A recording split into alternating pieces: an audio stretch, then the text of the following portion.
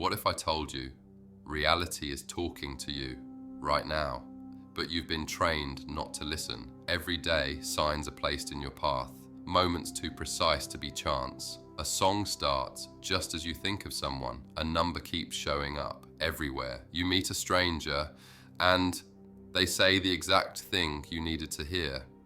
You brushed it off as coincidence, but deep down, you knew there's something more. And you're right. These aren't accidents. They're synchronicities, messages, clues, patterns written into reality, pushing you towards something greater. Ancient people knew, mystics studied them, philosophers whispered about them. But today, society calls it chance, luck, randomness. Why? Because systems of control don't want you to wake up. See the signs and you start to see the truth. The universe isn't indifferent, it's interactive. And in this video, we're pulling back the curtain. We'll explore what synchronicities are, why they happen, and how you can use them to reshape your life. Let's go deeper. From the moment you were born, you were taught to believe in logic, structure, proof, predictability. Everything had to be explained, measured. Anything that didn't fit that model, labeled fantasy, imagination, coincidence. But what if that conditioning wasn't accidental? What if it was designed to blind you to the truth? Think back to childhood. You were naturally tuned in. You noticed patterns, felt energy, listened to your intuition. You could feel when something was about to happen. You knew when someone was thinking of you. But when you shared it, you were told it's all in your head, so you stopped trusting it, stopped listening. You learned to trust what could be proven and seen, tangible, categorized. The world became a machine. No mystery, no magic, just randomness. And slowly, you tuned it all out. Education made it worse. You weren't taught to listen to your gut. You weren't taught to see the signs. You were taught to memorize, follow, obey. Imagination was replaced with facts, curiosity with caution. If you couldn't measure it, it wasn't real. If you questioned it, you were wrong. The system trained you to trust outside authority, never your own inner truth. Science became the gatekeeper, but not real science, not the kind that explores, the kind that shuts down wonder. Under that model, synchronicities are just tricks, cognitive biases. You see 1111? That's just confirmation bias. You meet the right person at the right time, just luck. They strip meaning out of it, disconnect you from the guidance. But here's what they don't tell you. Some of the greatest minds in history knew better. Carl Jung, Tesla, Einstein. They all saw it. Patterns, connections, signals. And they knew reality isn't random, yet society mocks it. Talk about synchronicity, and you're labeled superstitious. Call it out, and you're irrational. Those who follow the signs, labeled weirdos, while the blind are praised as logical. It's all part of the program, because the first step to controlling people is disconnecting them from their power. But the moment you do start paying attention, everything changes, because you realize you are deeply connected. And the signs, they're everywhere, because the real reason they don't want you noticing synchronicities is because they're cracks in the illusion, signs that reality responds to you, your thoughts, your energy, your emotions. Once you see the patterns, you can't unsee them, and that's when the awakening begins. Because if synchronicities aren't random, then what are they? Where do they come from? Why do they show up more? The more you notice them. Let's go deeper. At some point, you've had that moment. Too perfect, too precise. It couldn't have been random. You think of someone, then they call you. You open a book, and the words answer the exact question on your mind. You start seeing numbers. 111, 2, 2, 2, 3, 3, 3, everywhere. Like the universe is dropping clues.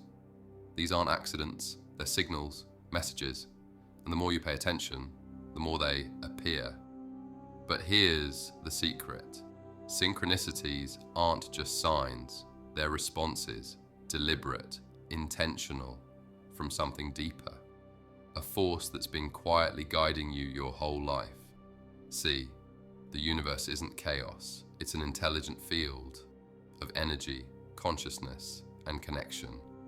Your thoughts, your focus, your emotions, they send out frequencies, like a broadcast. And synchronicities, they're the echo, the universe, answering back. They're the bridge between the seen and the unseen, between your conscious and your subconscious. Carl Jung saw this. He named it synchronicity because he'd seen it too many times, events aligning with purpose, not logic. He believed these coincidences revealed a hidden order, a deeper intelligence, one that ancient traditions already knew. In the East, they called it karma.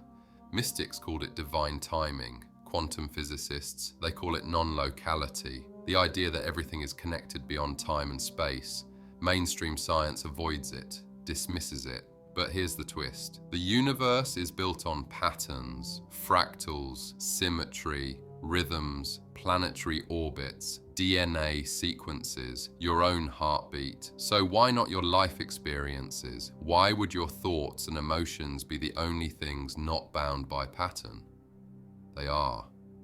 And synchronicities are proof. They're the moments when the matrix glitches and the code behind reality peeks through. And once you notice them, you can't go back. Reality starts to feel different, malleable, interactive, because it is.